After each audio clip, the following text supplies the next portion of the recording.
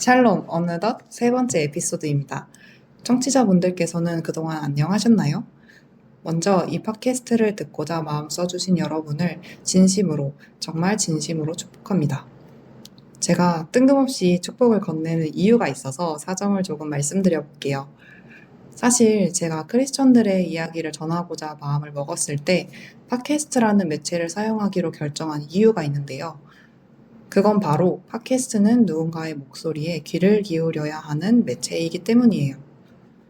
귀를 기울인다는 건 눈으로 읽은 빠르고 많은 정보들 없이 느릿한 영혼의 소리에 집중할 수 있는 일이라고 생각하거든요. 바쁜 현대 사회를 살고 있는 우리는 하루의 대부분의 시간을 육적인 눈을 뜨고 동영상처럼 빠르고 다양한 정보들을 접하는 데에 정신없이 사용하지만 삶의 아주 일부라도 영적인 눈을 뜨고 영혼의 소리에 집중하며 하나님과 더 나아가서는 우리 주변의 지체들에게 집중하는 시간을 연습할 필요가 있다고 생각해요. 익숙했던 삶의 빠르기와 습관을 잠시 두고 이 소리에 귀 기울이기로 마음먹어 주셔서 그 귀한 마음에 깊이 감사드립니다. 아무튼 그런 연유로 저는 여러분을 진심으로 축복해요. 서론이 길었습니다. 오늘의 게스트 피치님, 본인에 대해서 짧게 자기소개를 부탁드려요. 네, 안녕하세요. 저는 피치입니다. 왜 피치로 이름을 정하셨죠? 피치는 6월의 과일인데 제가 또 6월을 사랑하거든요. 네. 사랑하시는 이유가 뭐죠? 6월에 망종이라는 이제 우리나라 역사적으로 망종이 나는 6월에 들어오거든요. 근데 망종이 생명력이 넘치는 때예요. 그래서 이제 그런 새싹들이 벼들도 막 이렇게 생명이 넘쳐서 이제 열매를 맺고 이렇게 막 파릇파릇 훅 올라올 때 그때가 망종이어서 전 6월을 좋아하고 네, 생명력이 넘치고 싶어서 네. 근데 이제 그때 또 제가 좋아하는 복숭아가 있기 때문에 피치로 사실 별이 없어요. 이름만 들으면 이거 안 물어봤으면 큰일 날 뻔했네요. 지금 이렇게 알쓸신자처럼 망종까지 6월에 있다는 것까지 제가 알아버렸네요. 어디 가서 6월 되면 아는 척 해야겠네요. 그럼요.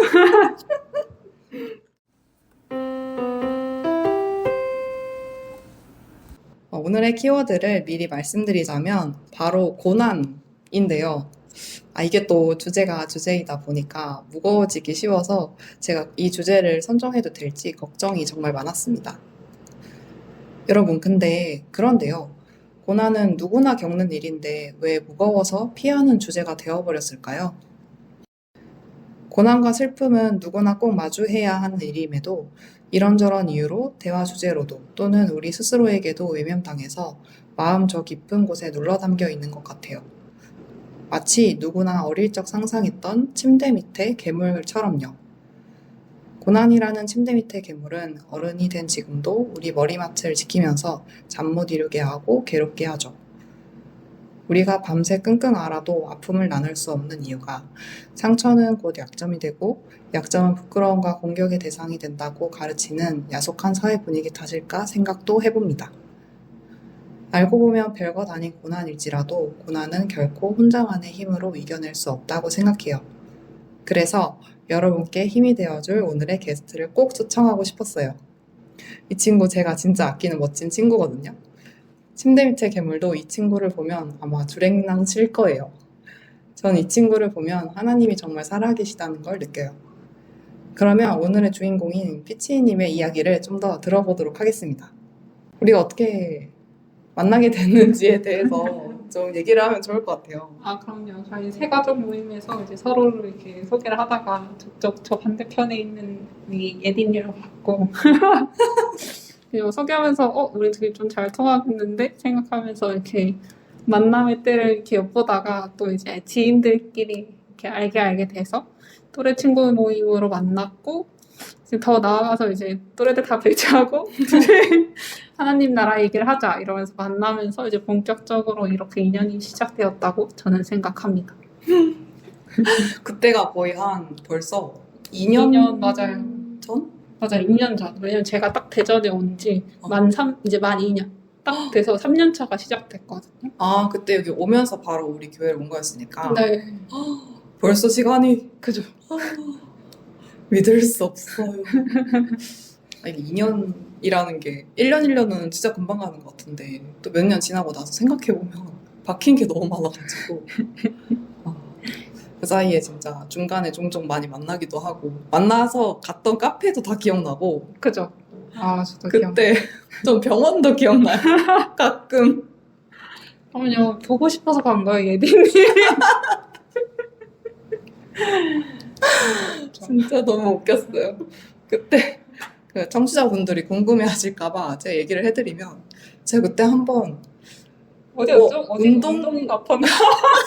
골반뼈? 어디죠? 제가 진정하고 제가 풋살이 취미인데 제가 풋살을 처음에 시작하고 너무 신나서 방방 뛰어다니다가 한번 그 풋살장 사이드에 있는 철제 이제 그 구조물에 엉덩방아를 진짜 크게 찧었거든요. 미안한데 지금 있네요. 근데 그게 한 1년 전? 근데 그때 이제 그 생각보다 더 많이 크게 다쳐가지고 이게 막 거의 절뚝거리는 것처럼 막 너무 아픈 거예요. 저 진짜 타고난 건강체질인데. 그래서 이상하다. 그래서 MRI를 이제 찍어봐야 될 것 같다고 얘기가 돼서. 근데 전 그때까지만 해도 그 MRI 찍는데 그렇게 큰 수고가 드는지 몰랐다가 그쵸. 그래서 병원 갔다가 MRI만 찍고 갈게. 그 이후에 만나자. 이렇게 했는데 그렇게 하고 피치님이랑 약속을 잡았는데 갑자기 진료를 받다 보니까 피치야 나 입원하래 해가지고 근데 그럼 병원으로 올 수 있어? 그러면 다음에 보자 이렇게 해도 되는. 네, 맞아요. 전 또 이렇게 쫄래쫄래 쭉 갑니다. 그래서 병문안 라운지에서 만나서 얘기하고 진짜 맞아요. 웃겼어요. 그게 벌써 1년이 됐네요. 맞아요. 그날 입원할 줄도 모르고 아무것도 없어서 편의점 가서 막 충전기 사고 절룩거리면서 가가지고 그랬던 생각이 나네요. 맞아요. 그런 에피소드도 있었지만 제가 기억하는 거는 그 새 가족으로 처음 와서 왜 뭐 우리 교회에 왔는지에 대해서 얘기를 할 때 제가 그때 새 가족 목자로 뭔가 섬김을 하고 있었는데 보통은 이제 여러 새 가족들이 와가지고 자기 얘기를 하니까 막 간단하게 대부분 얘기를 하거든요. 막 물론 그분들의 사연이 뭐 가볍다는 얘기는 아니지만 근데 피치님이 막 얘기를 나눠주는데 막 너무 역대급인 거예요. 그래가지고 너무 흥미롭고 저 사람이랑 너무 친해지고 싶다 이렇게 생각을 했는데 마침 거기에 있던 새 가족 목자들도 어머 얘디야 너랑 너무 잘 어울릴 것 같다 이렇게 해가지고 어머 그럼 소개시켜줘 해서 네 제가 또 피치님 직장녀가 되어서 인연이 이어졌던 네, 맞습니다. 그런 사실. 그렇습니다. 그러면 우리 만난 얘기는 이 정도로 끝내고 사실 만난 얘기를 굉장히 앞에 있던 게스트들이랑 굉장히 길게 했거든요. 저희 나눌 게 많기 네, 때문에. 우린 맞아요. 바빠요. 넘어가자면 그렇다면 저 말고 하나님과 만났던 순간에 대해서 혹시 피치님 네. 나눠주실 수 있는지. 그렇죠. 저는 나눌 게 아주 많은데. 일단 나눠주세요. 저는 되게 비판적이고 뭔가 눈에 보이지 가시적이지 않으면 믿을 수 없는 뭔가 분석하고 뭔가 따져 보여야 뭔가 납득할 수 있는 그런 성격을 가져가지고 어릴 때도 뭔가 화분에 물을 주면서 기도하는 친구들을 보면 아니 미친 거 아니야? 이라고 생각을 7살 때부터 했는데 네, 그렇게 되게 뭔가 삐딱한 친구였는데요. 근데 제가 하나님을 만났을 때는 저는 되게 그래서 극적으로 만났어요. 그래서 몸이 별로 좋지 않고 뭔가 주변에도 너무 힘들고 이제 진짜로 내가 이제 더 이상 다 포기하고 싶다 이렇게 생각이 들 때 이제 우연히 그런 캠프를 가게 됐고 이전에 교회를 가게 된 걸 먼저 말씀드리면 이제 저희 부모님도 교회를 다니시지 않는데 근데 뭔가 신앙을 가지고 있으면 그래도 세상에 마음을 붙이고 살 수 있지 않을까 이런 생각을 엄마가 하셨다고 해요. 근데 저는 그것도 하나님이 엄마한테 주신 그런 마음이라고 생각하는데 그래서 엄마가 제 손을 이끌고 엄마 당신도 교회를 다니진 않지만 이제 교회를 갔어요. 그러고 이제 목사님이랑 이제 면담을 하는데, 근데 제가 생각했을 때는 목사라고 하면 이제 막 좀 머리 벗겨지고 이제 배 좀 많이 나오고 그런 목사를 별로 좋아하지 않아서 그렇게 그런 비주얼을 생각하고 갔는데, 이제 되게 젊은 여자 목사였고, 이제 또 일반 대학 나와서 대학원은 신학대학원으로 가고, 약간 그런, 그리고 뭔가 저랑 되게 잘 맞았어요. 제가 궁금한 것들 다 질문하면 대답해주고, 그래서 저는 그런 것들이 너무 재미있어서. 그러면 목사님이 이런 환경 공부하면서 나랑 이제 교회도 다니고 이제 그런 거 해보자. 뭐 웨스턴민스터 소요리 문답 이런 거 같이 배워보자. 이렇게 해가지고 그렇게 교회를 다니게 됐고.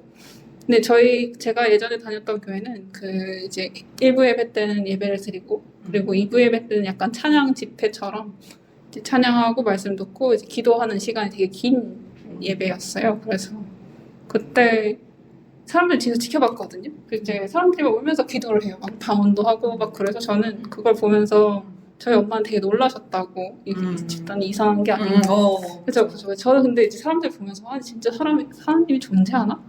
이렇게 사람들을 봤던 것 같아요. 그래서 진짜 존재하면 얼마나 너무 좋으면 저렇게 저럴 수 있나? 이렇게 하면서 약간 저도 좀 만났으면 좋겠다 이런 생각을 하던 차에 이제 수련회를 가게 됐고, 수련회에서도 사실 교회를 다닌 지 한 달도 되지 않고 한 2주? 3주 정도 됐기 때문에 뭔가 아는 게 하나도 없었어요. 주기도문도 몰랐고요. 뭐 사도신경도 안 외웠고 굳이 외워야겠다는 생각도 하지 않았지만. 그쵸. 갔는 지 얼마 되지도 않았는데. 맞아요. 그 의미도 몰랐어요. 그래서 그때 막 웨스터민스터 그걸 하고 있었기 때문에 삼위 하나님이 뭔지만 알고 있었어요. 네, 그 성부, 성자, 그게 합쳐서 하나다. 뭐 이런 것만 이제 지식적으로 알고 갔는데. 그래서 몰랐고, 그 수련회 갔을 때도 그때 인도해 주셨던 선생님이 그 수학 선생님이었어요. 고등학교 수학 선생님. 그래서 제가 생각했을 때 이제 목사님은 그래도 목회를 하시는 분이니까 늘 하나님 얘기만 하시겠지. 이렇게 생각을 했고, 수학 선생님한테 물어봤어요. 도대체 과학과 수학을 공부하는 사람인데 어떻게 신을 믿을 수 있냐고 이제 물어봤는데, 그 선생님이 저한테 해주셨던 말씀이 자기가 너무 부족해서 하나님 없이는 살 수 없다는 거예요. 그래서 저는 그게 그냥 그때는 나도 부족한데 이런 생각이 들어서 이제 나도 부족한데 하나님 믿을 수 있나 이제 이러면서 이게 너무 힘들 때여서 가능했었던 일이었던 것 같아요. 그래서 그렇게 하고 이제 집회에 들어가서 기도하는 방법도 몰랐거든요. 그래서 이제 목사님 왼쪽에서 이제 막 두 손을 모으고 기도를 시작했고, 제 오른쪽에 있던 고등부 신실한 친구가 옆에서 막 기도를 시작하고, 뒤에서 이제 수학 선생님이 자기가 뭐가 부족한지 뭐가 힘든지를 구체적으로 기도를 하시길래 기도란 이렇게 하는 거구나. 보고 따라서 기도를 했던 것 같아요. 그래서 이제 막 제가 뭐가 힘들고 어떻게 지금 어떤 상황이고 제가 어떻게 될지 모르겠고, 살면서 나는 진짜 죽고 싶다는 생각을 해본 적이 없는데 요즘 너무 죽고 싶고, 이제 막 그런 것들 막 구체적으로 기도를 하기 시작했는데 어느 순간 눈물 콧물이 나오고 입에서 막 말이 쏟아졌어요. 그래서 너무 깜짝 놀라서 눈을 떴는데 앞이 안 보이는 거예요. 너무 더 깜짝 놀라서 고개를 들려고 했지만 움직이지 않았어요. 그리고 몸이 너무 불같이 뜨거웠고, 계속 입에서는 계속 기도가 제 입으로 터져 나오고 있는 상황이었고, 근데 그렇게 한 1시간, 2시간 그렇게 지나고 나서 제 마음에 들었던 것은 성령 하나님께서 진짜 살아계시는구나. 나를 살리셨고 내가 이렇게 힘들었던 것도 하나님의 다 예정하심이었구나. 그냥 뭔가 퍼즐 조각이 저의 그동안 힘듦이 맞춰지는 딱 그런 느낌이었어요. 그러고 나서 마지막 저의 기도는 아무것도 모르는데, 사도신경 이런 거 아무것도 모르고 성경도 알지 못하는데 나를 살려주셔서 너무 감사하다. 그래서 하나님이 나를 살려주셨으니까 나도 하나님께 쓰임받는, 하나님께 좀 도움이 될 수 있는 사람이 되고 싶다 라고 기도하게 됐고, 그렇게 하나님을 처음 인격적으로 만났던 것 같아요. 근데 지금 생각해보면 만약에 제가 성경 공부를 많이 하고 교회 생활을 많이 하고 하나님을 만났으면 전 진짜 너무 이기적인 애라서 그냥 내가 공부해가지고 깨달은 거지 라고 얘기할 수도 있었을 텐데, 그런 노 베이스, 백그라운드 없이 하나님이 저를 만나주셔서 어떤 상황이 되더라도 말이 안 됐거든요.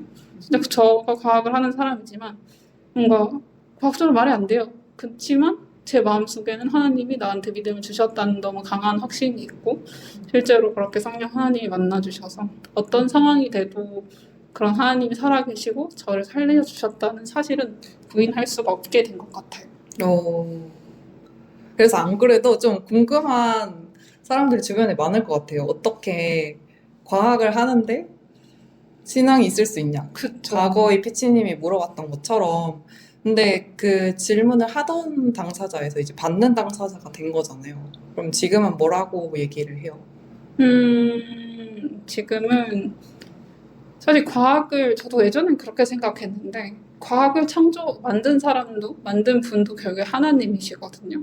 그래서 과학도 하나님이 주신 선물이에요. 그래서 저는 과학을 연구를 함으로써 뭔가 하나님이 창조하신 세상에 대해 좀 더 알아가는 기분이 들어요. 그래서 너무 엘레강스하거든요.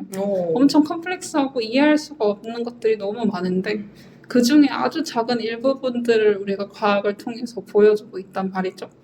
그래서 그렇게나마 뭐랄까 저 바다의 모래사장에서 아주 작은 모래알 정도를 우리가 학문을 통해 하나님이 창조하신 그런 세상을 알아가는 게 아닐까?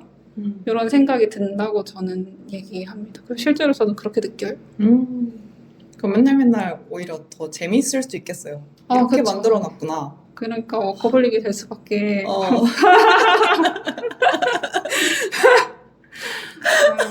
너무 웃겨. 쉴 수가 없어요. 어떻게 쉴 수 있죠? 이것도 알아야 되고 저 모래도 알아야 되고 저 모래도 그럼. 알아야 되고 너무 바빠. 네, 너무 바빠. 맞아요. 그래서 저는 제 메인 연구가 있지만 메인 연구하다가 좀 뭔가 머리가 뜨겁다. 그럼 이제 다른 주제의 연구를 생각하면 됩니다. 뭐라고요? 다른 논문을 읽고 그래? 뭐 또 다른 논문 이제 또 금방 또 많은 논문을 읽을 수가 있어요. 아무튼 그렇습니다. 주님 멈춰주세요. 근데 가끔 피치님을 보면서 거울 치료가 되는 것 같기도 하고. 아닌가? 거울 치료 아닌 것 같아요. 나보다 더 화상지석. 아무튼 네. 나눠주셔서 감사합니다. 저에 대한 얘기는 저에 대한 얘기를 또 궁금해하시는 분들이 계실 수 있겠지만 제가 하나님과 만나게 대한 이야기는 한만사 1화를 들으시면 알 수 있을 테니까 이게 또 시간 관계상 제가 생략을 하도록 할게요. 그러면 오늘의 본론에 대해서 그래도 좀 얘기를 하면 좋을 것 같아요. 오늘의 주제가 고난인 만큼 제가 몇 가지 질문을 준비를 했는데요. 우리 피치님은 어떨 때 힘들다고 느끼나요? 이건 가볍게 얘기해 주시면 될 것 같아요. 뭔가 어떤 프로블럼이 있을 때 솔루션을 찾지 못하는 상황이 저는 좀 힘들다고 느끼는 것 같아요. 원래 프로블럼이 있으면 솔루션이 있어야 하는데 근데 사실 그렇지 않은 것들이 많잖아요. 네. 그래서 저는 그게 좀 어려운 것 같아요. 뭔가 애들이랑 아니면 뭐 어제 살면서도 뭔가 그런 어려운 일들을 맞닥뜨렸을 때 뭔가 힘들어서 울고 싶다 이것보다는 저는 그럼 어떻게 저걸 해결할 수 있지를 먼저 생각하거든요. 그티. 근데 솔루션이 없다고 생각이 되면 그게 조금 힘든 것 같아요. 그때 저는 힘들다고 느껴요.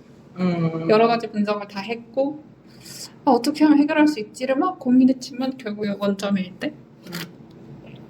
근데 보통 그런 게 뭔가 어떤 일 같은 건 사실 시간을 들이고 노력을 들이고 아니면 애초에 그거에 대한 해결책 또는 답이 이건 해결 방안이 없다라는 걸 인정하는 게 차라리 뭔가 마음 편해지는 그런 순간도 있을 것 같은데 예를 들면 뭔가 우리가 늘 얘기했던 인간관계 이런 것들은 사실 해결책을 생각하기가 너무 힘들고 언제 발생할지 모르잖아요. 맞아요. 그런 것들이 힘듭니다.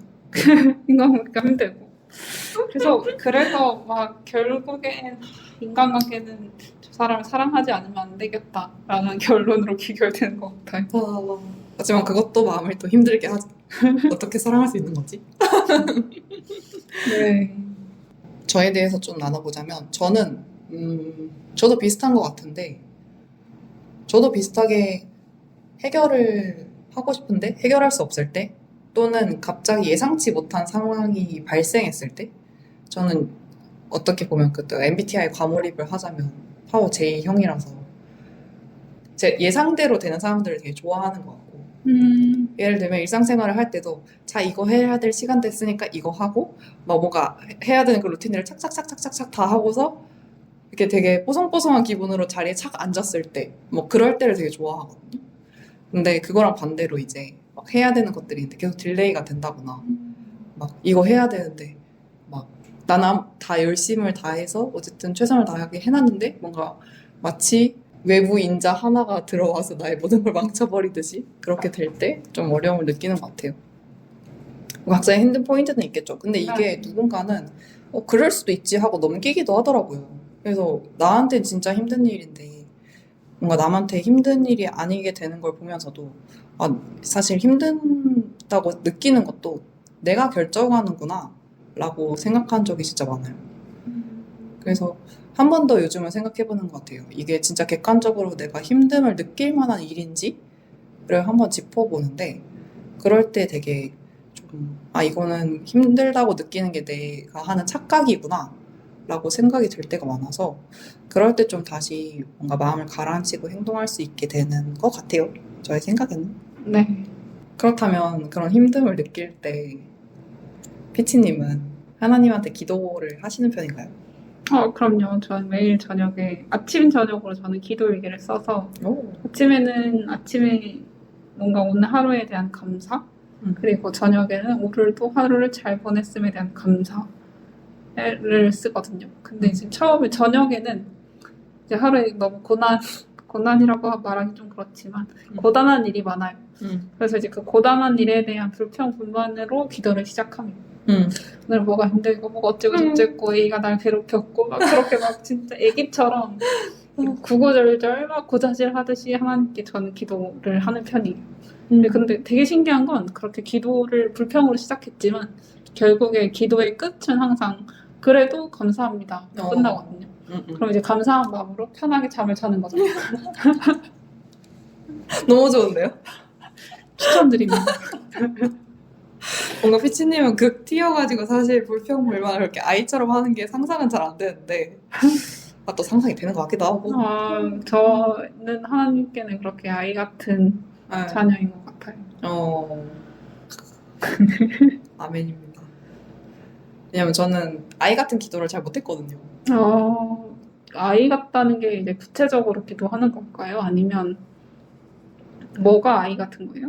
저는 그냥 진짜 드는 감정과 생각들을 필터링 없이 다 쏟아내는 예를 들면 아이 같으면 배고프면 바로 울고 막 화나면 바로 화내고 약간 그렇잖아요. 근데 저는 저만의 약간 그 필터 같은 게 있어서 어떤 상황이나 좀 격한 감정이 오면은 일단 한번 누르는 게 습관이 되는 사람이거든요. 그쵸. 근데 하나님한테 그렇게 화를 낸다는 게 아니라 내가 왜 힘들고 얘기한 거죠. 나는 어떤 감정이 아이 메시지인 것 같아요. 여기서 아이는 키지 말고 이 아이. 알죠, 네, 알죠. 그래서 이제 내가 어떠한 일을 겪었는데 거기서 어떠한 감정이 들었고 그래서 어떻게 힘들었다 라고 구체적으로 기도한다는 걸 저는 고자질이라고 표현했던 거였어요. 그래요? 왜냐면 또 저녁에 화내면 피곤하거든요. 화낼 기운도 없어. 이미 다 썼어. 왜냐면 저는 약간 반성의 의미긴 했어요. 왜냐면 저는 솔직한 그 감정의 기도를 잘 못하기도 하거든요. 그래서 한번 친구가 막 알려주고 그랬었어요. 그러니까 예를 들면 사실 뭐 그 일상생활 마무리하는 시간 뭐 이런 것도 있지만 언젠가는 막 내가 너무 감정을 막 주체하지 못하고 그걸 쏟아내야 할 때도는 그런 거를 좀 쏟을 줄 알아야 되는데 제가 그거에 좀 서툰 편이다 보니까 뭔가 되게 어른스러운 하나님의 자녀가 되고 싶었다고 생각을 하는 건지 약간 그 K장녀 스타일의 그 기도 느낌을 저는 가지고 있었는데 그거에 대한 반성과 해산 겸 얘기를 했던 거죠. 아무튼 그렇고요. 힘들 때 하나님한테 기도를 해야죠. 사실 얘기 안 하고 꽁꽁 하면 병 나는 것 같아요. 그 반성. 근데 하나님은 왜 고난과 시련을 주시는 걸까 생각해보신 적 없으신가요? 예리님은 어떻게 생각하시나요? 저요? 네. 하나님을 그렇게 사랑하고 그렇게 섬겼는데 왜 나에게 이런 일이? 근데 하나님을 사랑하고 섬긴다고 해서 고난과 시련이 없는 거는 사실 상관관계는 없잖아요. 하나님을 섬겼으니까 하나님이 나한테 고난을 주지 말아야 되나? 이렇게 생각하시는 걸까요? 냉정하게 생각하면 그런데 뭐 사람이라는 게 좀 감정적인 동물이기도 하고 어쩔 수 없이 그렇기도 하고 뭔가 근데 그거는 뭔가를 바라고 섬기는 거 아니에요, 그러면?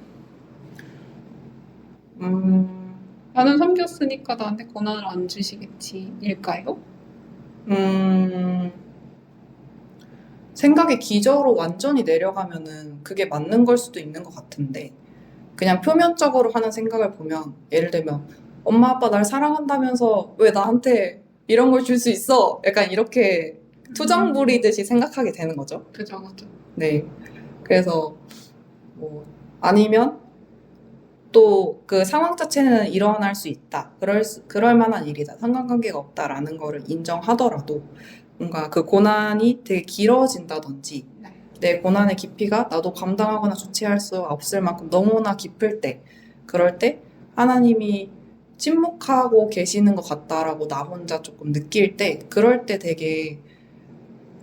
원망을 했던 것 같아요. 뭔가 저 이렇게 힘든데 막 늘 봐주시고 늘 사랑해 주신다더니 어디 계세요?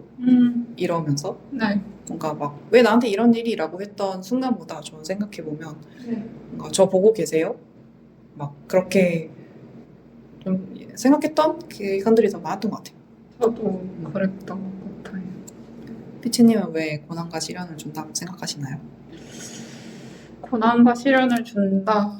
그 안에서 하나님을 찾으라고 하는 것 같아요. 사실 우리가 살 때 우리가 막 상을 받고 아니면 막 기쁜 일이 있고 그럼 하나님께 감사하다고 한 번 기도하지만 그 다음에 여러 번 맨날 똑같은 일을 가지고 감사하다고 기도하기가 그렇게 저는 그랬던 적이 많지 않았던 것 같거든요.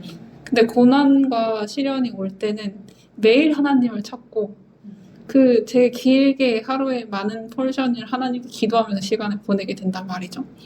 그래서 저는 뭔가 우리가 하나님을 찾지 않을 때, 아니면 하나님이 나와 대화를 하고 싶으실 때, 그렇게 기도하자고 하실 때, 고난과 시련을 주시는 것 같다고 생각했었어요.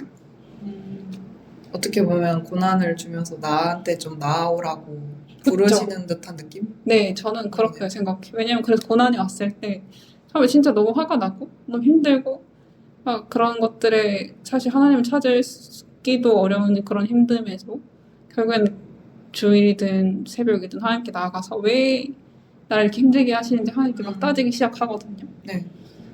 근데 그렇게 따지고 있는 나를 이렇게 멀리서 객관적으로 보면 그래도 내가 힘든데 하나님께 기도하고 하나님께 따지고 얘기를 하려고 하고 있네라고를 깨닫게 돼요.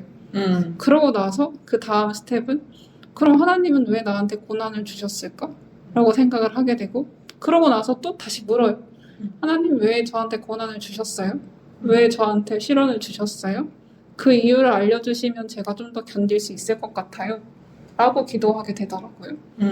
그렇게 또 기도하고 말씀을 듣고 성경을 읽으면서 그 나름의 답을 제가 찾아가는 것 같고 그러다 보면 고난과 시련의 그 시간들, 너무 힘든 피크의 순간들이 지나가 있더라고요.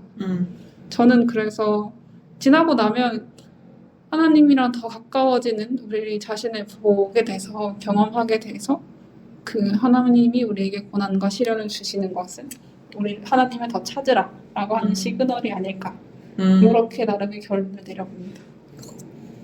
사실 성경책 읽어봐도 다 되게 풍요롭고 너무 좋고 이러면은 또 사람들 우상숭배하고 늘 같은 루틴이잖아요. 맞아요. 사실 성경을 읽는 독자 입장에서 보면은 아유 왜 이때 섬기지 않아가지고 또 벌 받고 약간 바보 같은 일을 하나 이렇게 생각이 들지만 사실 그 바보 저거든요.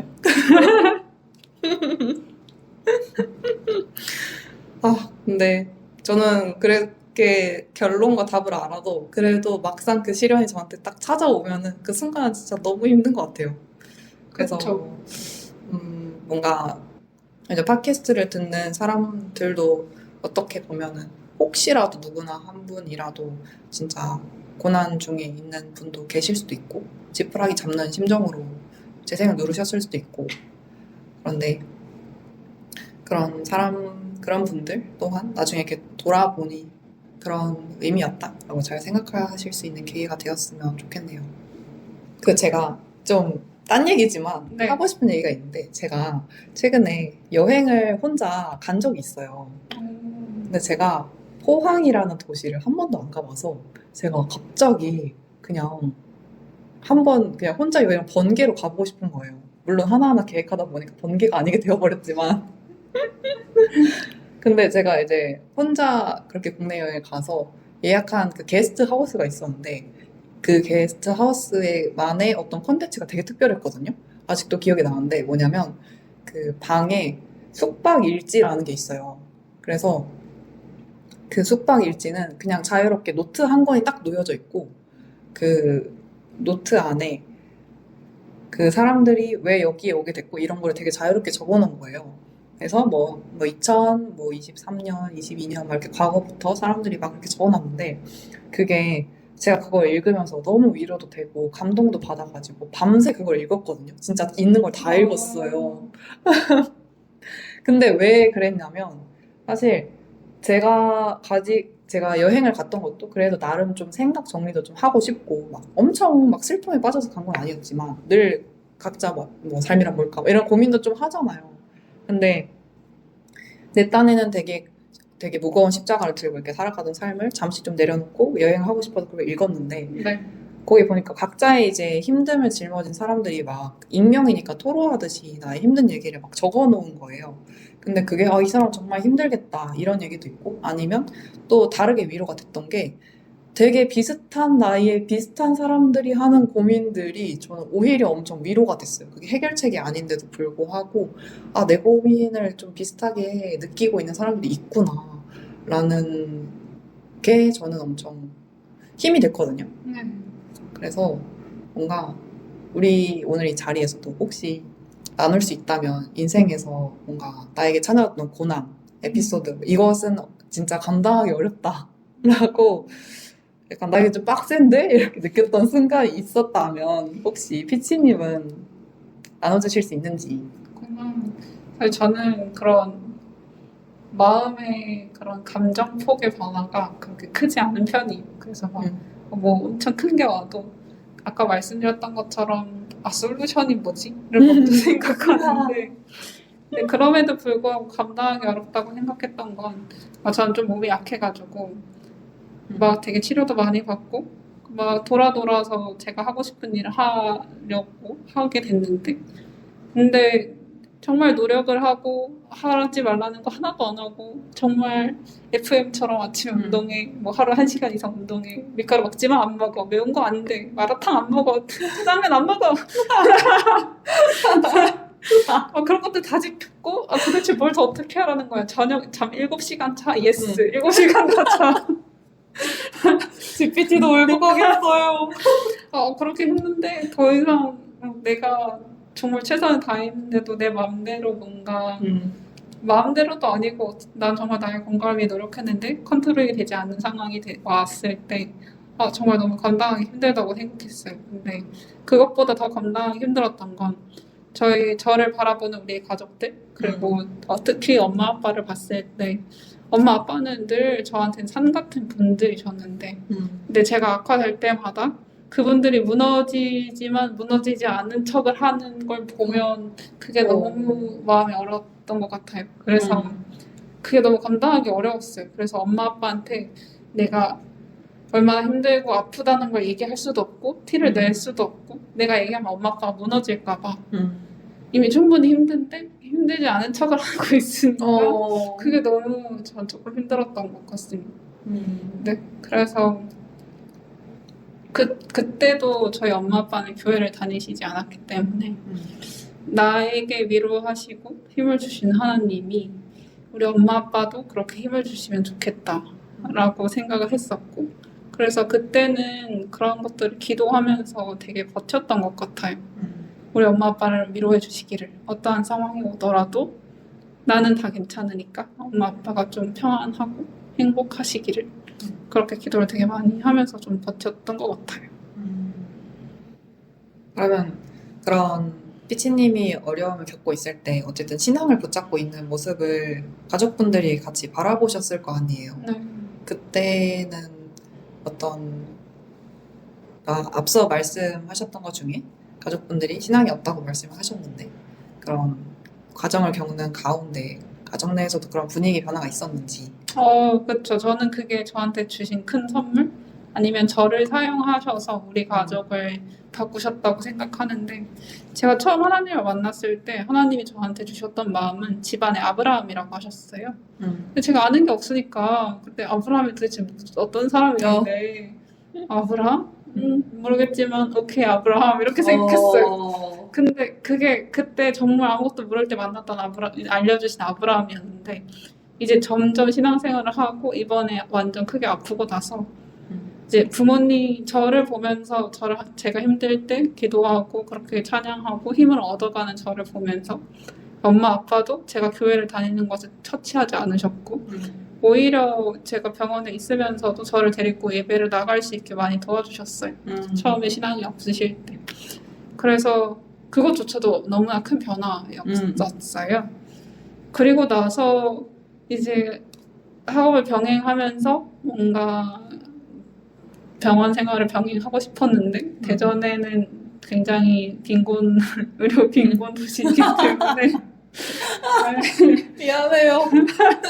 그래서 대전에는 잘 받아줄 수 있는 병원이 없었어요. 그래서 엄마 아빠 너무 충격을 받았고 다 안 된대. 어디 병원 안 돼. A 병원 안 돼. B 병원 안 돼. C 병원 안 돼. 그렇게 됐거든요. 그래서 이제 다른 지역에 근처의 대학병원으로 가게 됐는데 그 병원에 딱 그 교수님이 저보고 다른 병원 다 위험해서 안 받아준다고 했을 때 그 교수님이 딱 잘 보고 환자가 젊네요. 가능하겠어요? 라고 얘기했는데 그것보다 더 충격적이었던 것은 이제 교회 다니세요?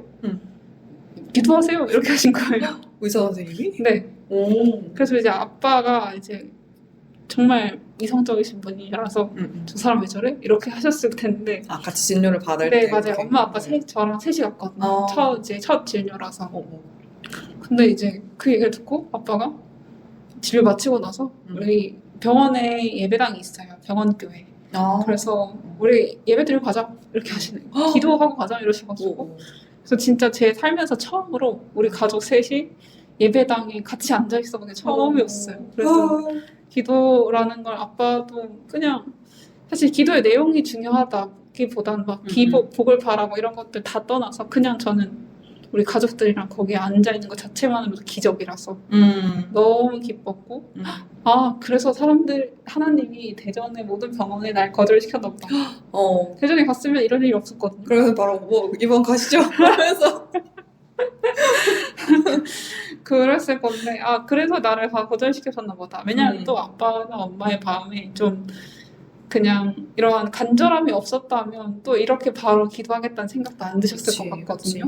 너무 힘든 상황까지 저는 하나님이 몰아붙이셨다고 생각하는데 그래서 그때 예배당에 가서 기도를 드리고 있을 때 그 병원교회의 그 목사님이 와서 기도도 해주시고 그때부터 엄마 아빠 교회 다녔어요. 그래서 가족끼리 병원에 제가 입원했을 때는 예배 같이 드리고 그리고 이제 막 엄마도 새벽 예배도 다니시고 아빠 막 성경 필사하시고 아빠도 진심이셔가지고 뭐 꽂히면 또 한 번 하면 맞아요. 무슨 수능 만점 받을 것처럼 늘 생각하는데 아빠가 뭐 하나에 꽂히면 진짜 저렇게 하면 수능 만점을 받을 수밖에 없다 이런 생각이 들거든요.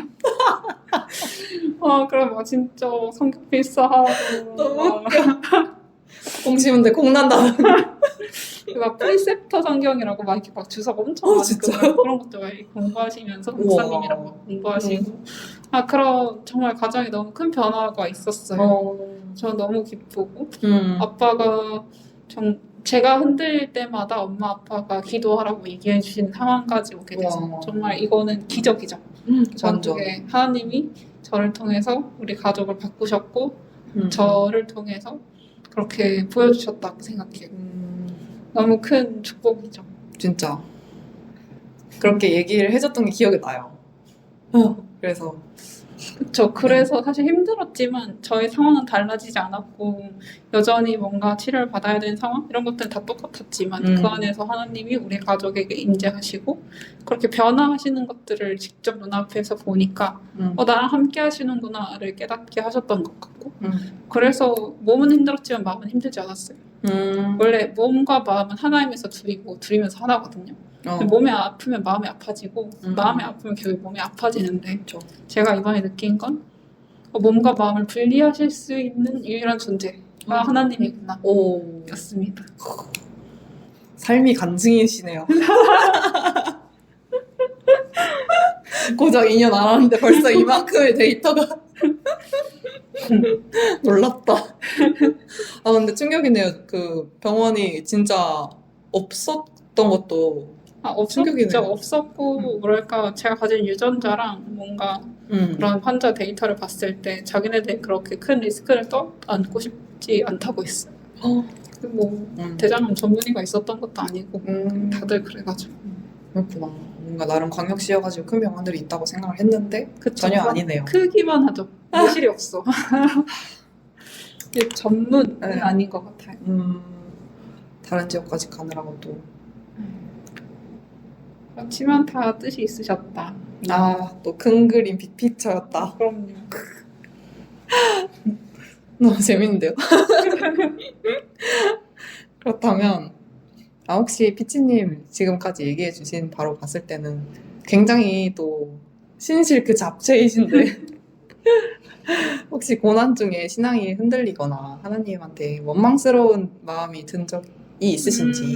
흔들린 적은 아까 말씀드렸던 것처럼 너무 세게 하나님을 맞고 만났기 때문에 존재하심 자체를 부인하거나 그랬던 적은 없었던 것 같고 대신 원망스러웠던 건 뭔가 주변에 엄마 아빠가 바뀌어서 이제 교회도 다니시네? 그래서 자기 고난이 끝날 줄 알았는데 근데 다시 뭔가 다시 계속 저의 상태는 월세지고 그리고 다시 병원에서 생활을 하게 되고 이제 그런 것들이 좀 원망스러웠던 것 같아요. 그래서 저도 아까 이제 예디님이랑 얘기할 때 뭔가를 바라니까 일을 하고 그래서 그것 때문에 하나님께 실망하는 게 아니냐라고 물어봤던 것처럼 뭔가 나를 써서 하나님이 주변 사람을 변화시키고 났으니까 전 제가 나을 거라고 생각했던 것 같아요.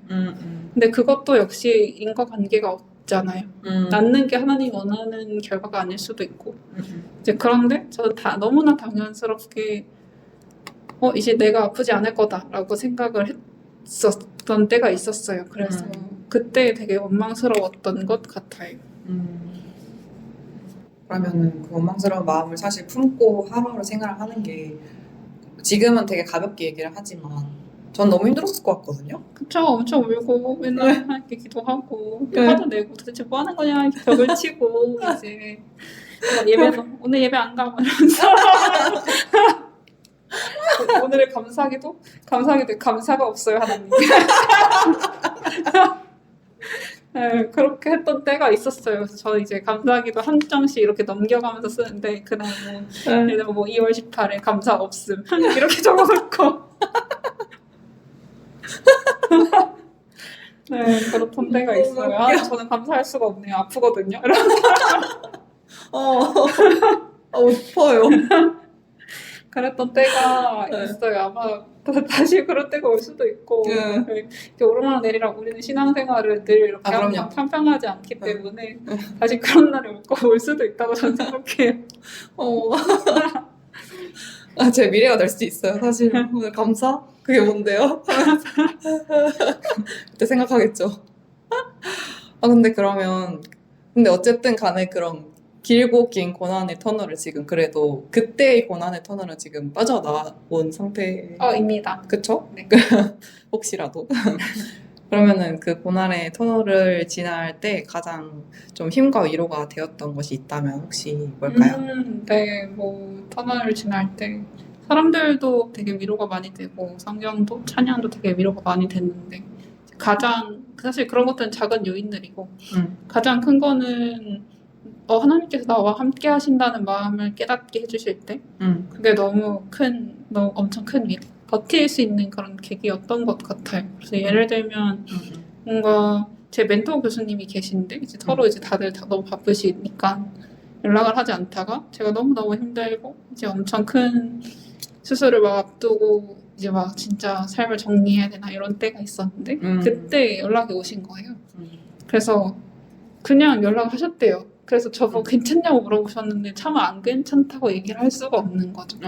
그래서 네 교수님 저 잘 지냅니다 이렇게 대답을 했는데 사실 하나도 못 지냈어요. 그래서 막 이제 막 저 서류 정리하고 이제 막 수술 앞두고 막 안녕 안녕 이러고 있고 그런 때였는데 그랬는데 교수님이 저 이제 기도할 때마다 제 생각이 난다고 하면서 그 메이메이커 찬양을 보내주셨거든요. 그래서 제 삶을 이끄시는 하나님, 길을 만드신 하나님, 모든 걸 맡기라는 그런 찬양 내용이었는데 그냥 그걸 저한테 문득 띡 보내시고는 그 찬양을 그냥 자꾸 머릿속에 만들고 저한테 보내라는 마음이 들었대요. 네, 근데 저는 그 가사를 곱씹으면서 엄청 또 펑펑 울고 그때 너무 힘들었거든. 근데 나를 하나님이 이렇게 다른 분들을 통해서 너와 함께 하시는구나를 알게 하시는구나 이런 거를 깨닫고 그런 것들이 되게 에피소드가 많은데 그런 것들처럼 되게 많은 것들을 통해서 함께 하심을 알게 하실 때 그때 너무 큰 위로와 축복이 되었던 것 같아요. 그 멘토 교수님은 어떤 알고 계시던 분인가요? 그것도 되게 신기한데 저는 주변에 어쨌든 크리스천이신 어른들이 없으셨어서 늘 이제 이렇게 과학 쪽에 있고 크리스천이 되었을 때 나도 크리스천 과학자가 되고 싶고 그런 소명과 사명을 가지고 일을 하면 좋겠다 라는 마음을 품고 이제 대학원에 진학을 했는데 이제 수업을 듣다가 그 교수님 수업을 들었는데 그 교수님이 알고 봤더니 크리스천이신 거예요.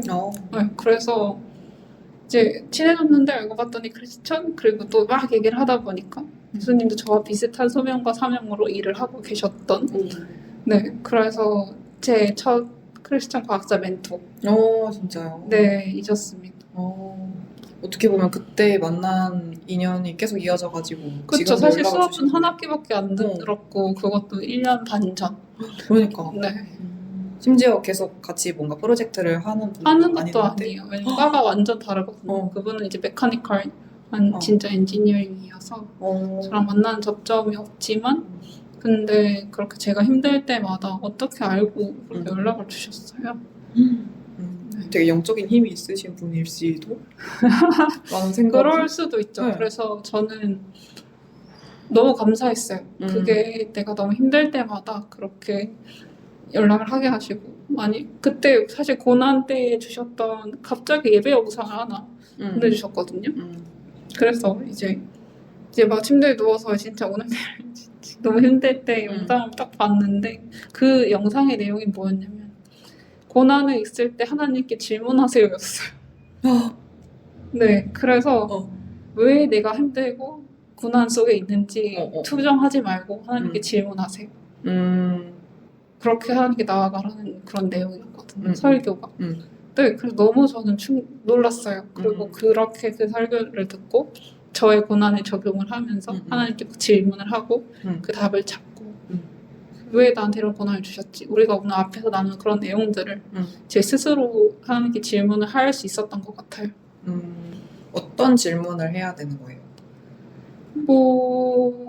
그냥 우리가 지금 나눈 것들과 마찬가지인데 하나님 왜 나한테 고난을 주셨지? 그럼 하나님은 나의 고난을 통해서 나를 어떻게 성장시키려고 하시지?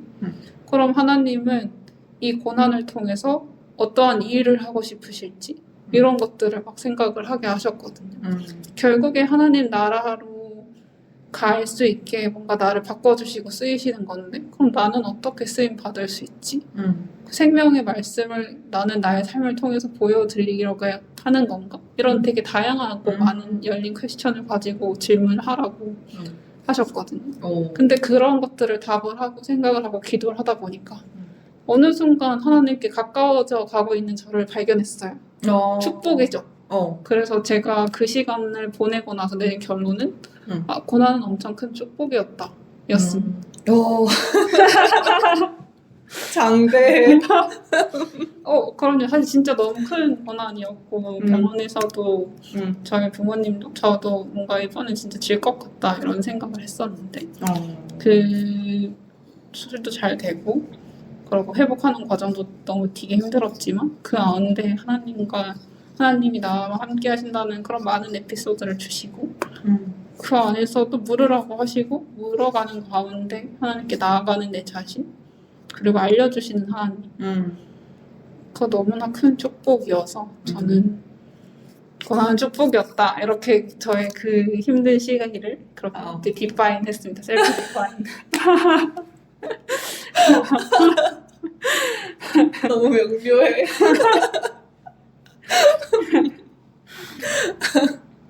네, 정리까지 감사하고요. 감사합니다, 교수님. 하면서 뭔가 미팅 버전. 연구실 미팅 버전. 너무 웃겨.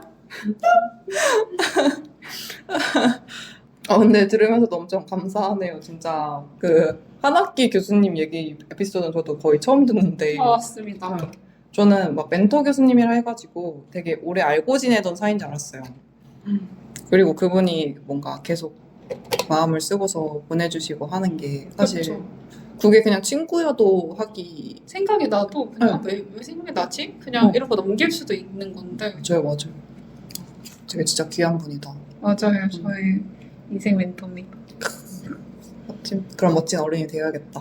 그렇게 저도 생각해요. 응. 뭔가 늘 받기만 하는 것 같아서 아프고 나서 교회도 나 잘 못 나왔는데도 기도해 주신다는 분들도 많고 가끔 근황을 물어주시는 분들도 많고 되게 많은 사랑을 받는다고 저는 느껴요. 그래서 늘 제가 중요하다고 생각하는 저였지만 받는 것은 생각을 못했거든요. 근데 되게 많은 사랑을 받아서 나는 어떤 일을 할 수 있을까 고민을 했을 때 크게 막 중요한 일을 하지 않더라도 내가 뭔가 회상을 갖고 뭔가 그런 엄청난 일을 하지 않더라도 야, 내가 받은 사랑을 나도 전할 수 있는 사람이 되면 좋겠다. 그리고 가치관이 좀 많이 변했던 것 같아요. 막 성공, 막 그런 거 원래 중요했는데 그런 거 말고 그냥 하나님이 사랑을 전하고 내가 받은 것들을 그냥 그것보다 좀 더 많이 돌려줄 수 있는 사람이고 싶다가 된 것 같아요.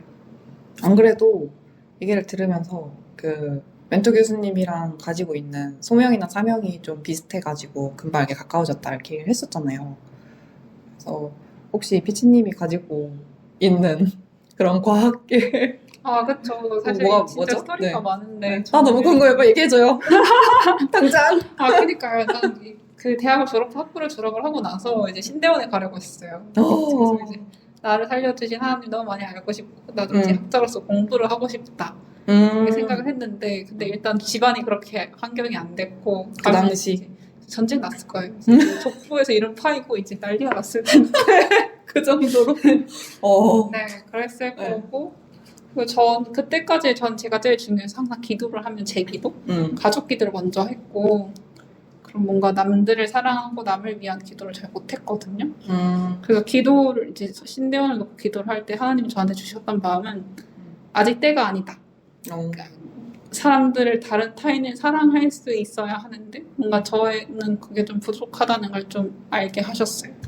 그래서 되게 타인을 위해 기도할 수 있는 사건들도 좀 만들어주시고 그래서 살면서 처음으로 누군가를 위해 1년 이상 막 기도를 하게 하시고 그런 훈련을 많이 해주셨고 그러고 나서 이제 대학원에 진학을 했어요. 아직 때가 아니라고 하셨고 내려올 때는 매일 제 자신의 삶에 충실할 때 하나님이 주신 그런 마음 아직 때가 아니지만 이제 쓰시겠다라는 마음을 주셨기 때문에 그런 믿음을 가지고 나의 삶에 충실할 때 언젠가 하나님이 날 불러주시겠지 이렇게 생각을 하고 왔고 그래서 제가 하고 싶었던 거는 좀 웃긴 얘기지만 그래서 뭔가 대학 이제 생활하면서 힘든 일이 있을 때마다 이것은 신대원 포인트?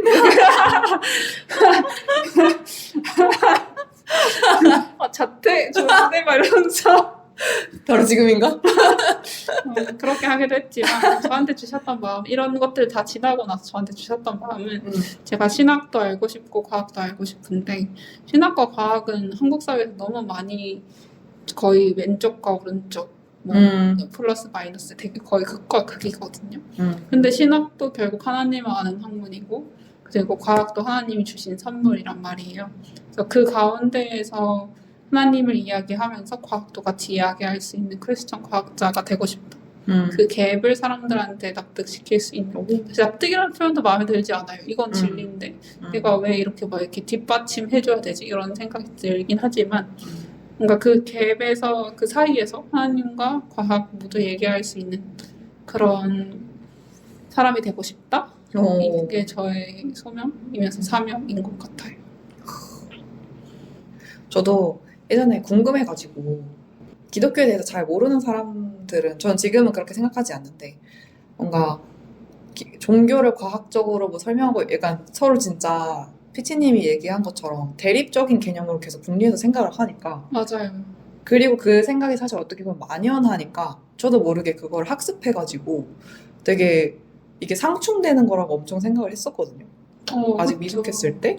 근데 진짜 피치님 얘기한 것처럼 사실 과학이라는 것도 창조 세계 안의 일부이고 그냥 세상을 이해하고 해석하는 도구 중에 하나인 것 뿐인데 이게 엄청 과대하게 맞아요. 뭔가 커져서 뭔가 종교는 비논리적인 거고 과학은 논리적인 거라서 뭔가 서로 막 다르다. 약간 이런 맥락으로 맞아요. 흘러오고 있는 느낌인 거예요. 흑백 논리가 아니거든요. 네. 근데 어느 순간 과학은 사실 과학도 논리적이지 않을 때가 많아요. 근데 어느 순간 과학은 뭔가 이성적, 아니면 논리적 이런 키워드가 달라붙고 종교는 좀 반대로 약간 좀 그렇잖아요. 근데 그렇지 않다는 걸 뭔가 저의 삶과 저의 학문을 통해서 좀 보여주면 좋겠다. 가 저의 이제 미션인 것 같습니다. 너무나도 응원합니다. 진심으로 네. 기도해야겠어요, 오늘부터. 감사합니다. 우리 기도 피 감사합니다. 교수님. 선한 영향력을 위하여 도와주시옵시고. 네, 그렇습니다.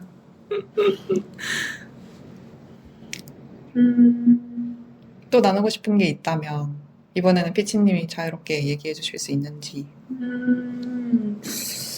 글쎄요, 뭐가 더 있을까요? 그냥 고난이라고 하면 이제 너무 다들 힘듦? 이렇게 생각하지만 그게 그것뿐이 아니라 더 나아가서 하나님께 나아가는 길이라고 생각하면 좀 더 버티고 견디는데 또 이 삶을 살아내는데 도움이 되지 않을까 싶습니다. 그래서 근데 또 한 가지 또 주의해야 할 점은 모든 일을 고난이라고 해석하면 그것도 좀 이상해지더라고요. 예를 들면 제가 잘못해서 일어난 힘듦일 수도 있는데 그게 마치 하나님이 나한테 주신 고난인 것처럼 거의 약간 자기 연민으로 들어가는 맞아요.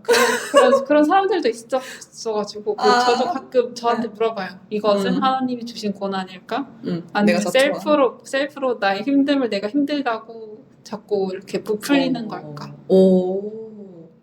듣고 보니 그것도 되게 중요한 것 같네요. 그냥 힘들고 슬픈 일은 막 필연한 주인공인 나에게 일어나. 그렇죠. 제 삶의 주인공이 저다라고 생각하면서 이제 그렇게 되기도 하더라고요. 근데 그건 조금 조심해야 되는 포인트인 것 같은데.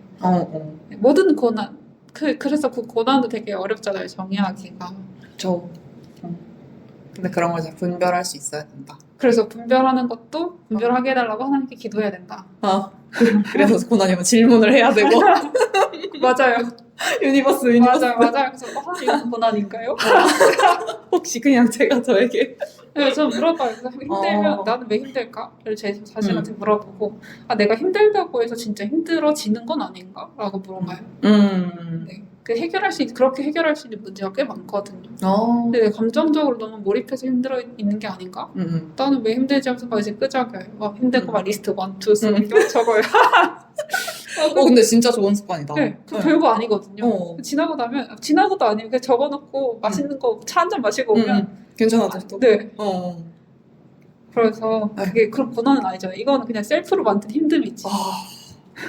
당장 실천해야겠어요.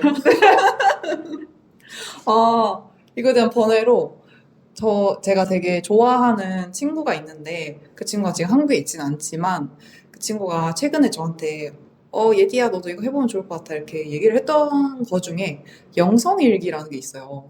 들어보셨나요?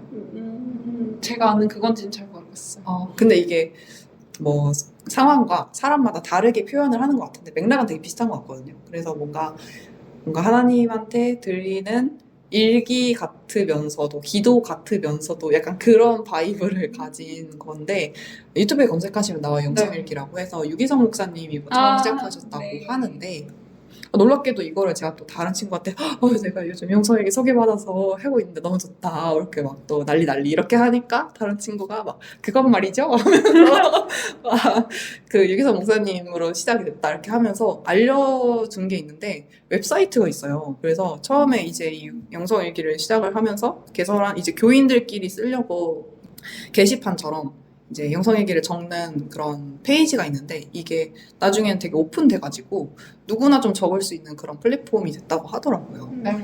그래가지고 어쨌든 뭐 그런 영성일기를 알게 되고서 저도 이제 간간히 작성을 하고 있는데 매일까지는 좀 어렵고 근데 확실히 그 글의 힘이 있는 것 같아요. 뭐 다른 것도 이제 물론 있지만 내 생각을 글로 정리를 하면서 마음도 많이 차분해지고 그리고 뭔가 전 말로 하는 기도도 진짜 좋아하는데 이건 진짜 찐 기도해야 된다 하면 글로 기도하거든요. 그래서 막 타이핑을 하면서 네. 근데 그때 마음의 응어리들이 참 많이 풀리고 정리도 되는 것 같고 그냥 생각만으로 하면은 생각도 되게 맴도는 것 같아요. 처음에 이제 이렇게 피치님처럼 질문을 해서 한번 끊지 않는 이상 계속 거의 갇힌다고 해야 되나? 그래서 그 종이에 기록하는 게 되게 네. 맞아요. 생각을 저는 꺼낸다고 생각하거든요. 종이. 어. 그럼 이제 한 생각 일 꺼냈으니까 머릿속에서 하나 지우기. 약간 이런 느낌으로. 너무 합리적이야. 어쩌지? 큰 산. 내가 의지하고 싶어요.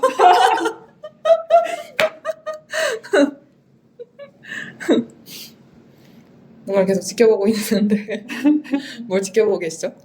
네. 질문들 어떤 질문 준비하는 거야? 뭘 더 할 수 있을까? 우리 이거 해볼까요? 고난 중에 하나님은 어떻게 일하셨는지. 그럼 이번에는 예린님의 하나님에 대해서 얘기해 주시면 좋죠. 맞아요? 제가요? 저는 어떨 때 힘들다고 느끼는지 뭐 이런 걸로 다시 돌아가서 얘기를 하자면 저도 이걸 준비하면서 만약에 내가 나갈 기회가 있다면 난 뭐라고 답해야 되지라고 좀 생각을 해봤어요. 네. 근데 저는 정말 많은 고난이 있지만 저도 되게 피치님이랑 같을 순 없겠지만 비슷하게 저 되게 이성적인 편이라고 생각을 하고 사실 힘듦에 대한 역치가 좀 높거든요. 앞서 얘기했듯이 저는 뭔가 감정적으로 힘들고 이래서 한번 꾹 참는 게 엄청 습관화가 된 그냥 일상 자체가 그래요.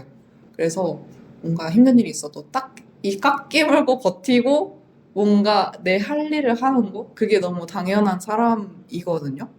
그래서 어떻게 보면 되게 멀리서 보면은 네, 되게 강해 보이고 이럴 수 있겠지만 의외로 저를 힘들게 하고 무너지게 했던 것들은 저는 관계에서 힘듦을 되게 많이 겪었어요.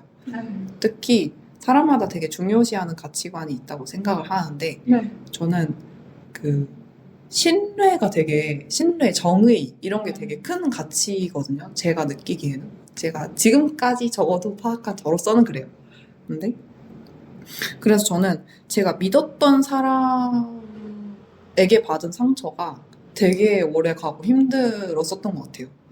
근데 그게 어떻게 보면은 뭐 하나님이 될 수도 있는 것 같고요.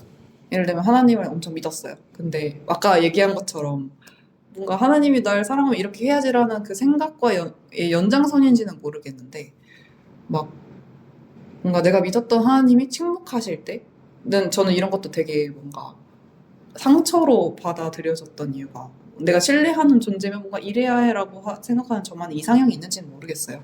근데 그래서 어쨌든 사람과의 관계에서는 진짜 뭐 우정의 관계에서도 뭐 그 친구한테 뭐랄까 되게 의리가 지켜지지 못하고 막 배신 막 이런 적도 있었고 그런 것도 되게 당했었고 좀 슬픈 얘기지만 뭐 사랑하는 사람한테도 진짜 막 상처받은 일도 있었고 막 믿음이 깨지는 그런 순간들 저는 그때가 되게 힘들었던 것 같아요. 뭐 그래서 믿었던 네가 어떻게 약간 이런 거죠.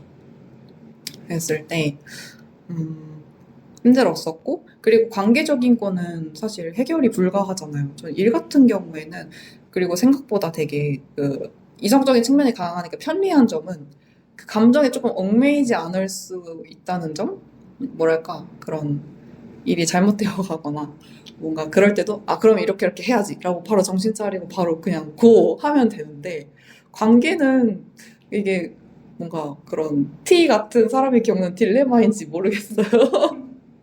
전 좀 어렵더라고요. 그럼, 답이 있는 게 아니니까. 저는 되게 정답을 찾아가려는 경향이 너무 강하고, 네. 그 정답이 있어야 사실 마음이 되게 편안하고, 어떻게 보면 관계에서도 그래서 힘들어했던 것 같아요. 뭔가 그 사람과 나는 이제 지금까지 겪은 관계를 바탕으로 보면은 이런 게 우리 사이의 신뢰고 진리야. 근데 이게 어느 순간 깨져요. 그러면 나는 뭔가 그냥 뭐 그럴 수 있지. 약간 이걸 넘어서서 제 세계가 좀 붕괴되는 느낌. 저는 그때 겪었던 고통을 되게 비유적으로 표현하자면, 전 사실 뭐 지금은 담백하게 얘기하지만 그때는 되게 영혼이 죽는 느낌이었어요. 그래서 막 영혼이 파괴되는 느낌? 그래서 막 내 영혼이 갈기갈기 찢어진다면 이런 느낌이구나 라고 좀 생각을 했던 것 같아요. 그러니까 뭔가 제가 막 이 사람 저 사람 엄청 막 많은 관계를 만들고 그러는 것보다 되게 소수의 사람한테 마음을 주고 그 사람한테 정성을 다하는 게 저의 인간관계 스타일인 것 같은데, 그래서 내 바운더리 안에 들어온 그 소중한 사람들과의 관계에서 무언가 이렇게 신뢰가 깨지는 순간이 저한테는 되게 큰 충격인 거죠. 제 세계가 깨지는. 근데 뭐 그때 어떻게 견뎠냐라고 하면은, 전 사실 해결 위주의 사람이라서 해결되지 않는 상태를 가만히 두고 보는 게 제일 힘들었어요. 그래서 뭔가 어떻게 해야 되는지 막 누구도 알려주지 않고, 심지어 하나님도 침묵하고 막 그랬을 때 참 힘들었는데, 근데 지금 요즘 제가 돌아와서 그때 저한테 조언을 해준다면 이게 맞는 조언인지 모르겠어요. 저는 늘 정답을 말할 순 없으니까. 저는 그냥 버티라고. 근데 진짜 그 순간에, 힘든 순간에 뭐 할 수 있는 게 없어요. 그러니까 뭔가를 할 수 있다는 거 자체가, 그 생각 자체가 전 교만이라고 나중에 그냥 결론을 내렸거든요. 막 어디 뭘 하면 될 거야. 뭐 사람을 만나면 될 거야. 아니면은 내가 뭐 하다못해 뭐 운동을 하면 될 거야.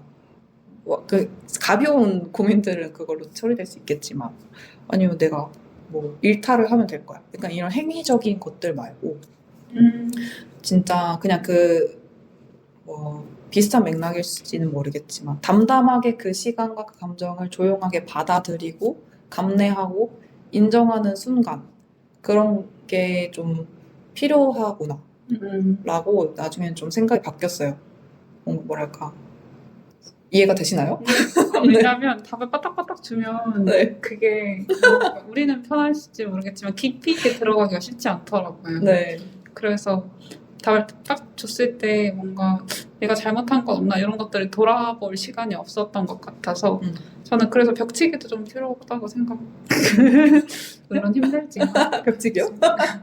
그러니까 이렇게 벽치기 말고 이제 기도의 벽. 그래서 막 이런. 나는 기도를 하고 어. 있는데 뭔가 하나님의 응답이 없고 나한테 주는 마음도 없고 음. 도대체 듣고는 계신 건가? 약간 이런 마음이 들잖아요. 문제는 하나도 해결이 안 되고. 그쵸. 그게 사실은 힘들지만 그 안에서 오히려 기도의 깊이 들어가게 되는 것 같아서 네, 그래서 이해가 된다는 얘기 감사합니다. 였습니다.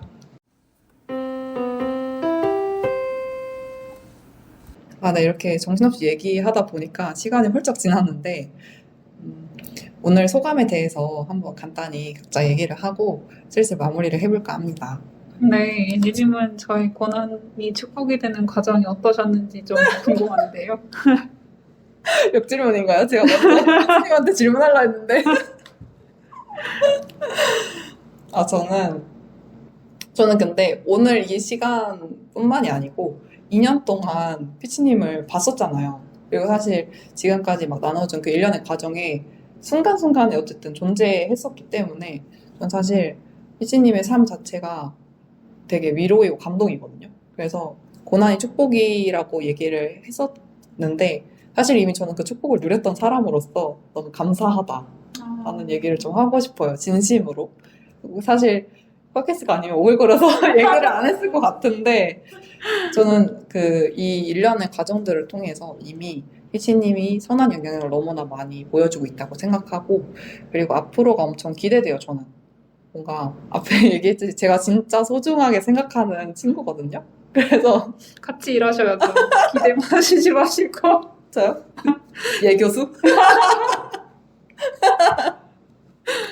네, 저도 사실 고난이라는 키워드가 저의 인연이 딱 그 2년 동안 고난이라는 키워드가 저의 삶에 박혀 있었기 때문에 뭔가 그러한 것들도 정리하는 시간이 되었던 것 같아요. 그리고 늘 뭔가 하나님의 향기를 전하는 사람이 되고 싶다고 생각했거든요. 저의 삶을 통해서 뭔가 하나님이 조금 드러나고 하나님이 나를 사용해서 일하시고 나를 봤을 때 하나님 향기가 하나님을 모르는 사람들한테도 전해지면 좋겠다. 그래서 기독교인들이 날 봤을 때 기독교인이 아니라 비기독교인들이 잘 봤을 때 너 교회 다니는 사람 맞아? 이게 아니라 우와! 라고 저는 그렇게 뭔가 그렇게 보여지길 원했는데 그래서 뭔가 삶을 막 살 수가 없었어요. 근데 고난이라는 키워드가 저의 삶 안에 들어오고 나서도 정말 그렇게 되어가는 것 같아서 저는 그것도 제 삶의 감사였거든요. 그래서 청취자분들한테도 그러한 향기가 좀 빡빡 전해지면 좋겠다. 전해졌을 거라고 믿어 의심치 않습니다. 네, 그렇습니다. 네. 오늘의 이야기는 어떠셨나요? 고난이라는 침대 밑의 괴물이 무엇인지 들춰볼 용기가 조금은 생기셨는지요? 제가 팟캐스트를 준비하면서 하나님께서 주신 말씀이 있는데요. 한 사람이면 패하겠거니와 두 사람이면 맞설 수 있나니 세 겹줄은 쉽게 끊어지지 아니하느니라. 전도서 4장 12절 말씀 아멘. 고난을 마주하고 극복할 용기가 부족할 때에 우리 공동체의 힘을 믿으셨으면 좋겠습니다. 여기 있는 저, 그리고 오늘 게스트 피치님, 그리고 청취자 여러분만 해도 벌써 3명이에요. 우리 벌써 세 겹줄이랍니다. 나를 괴롭게 했던 고난마저 축복으로 바꾸시는 하나님임을 여러분이 부디 잊지 않으셨으면 좋겠습니다.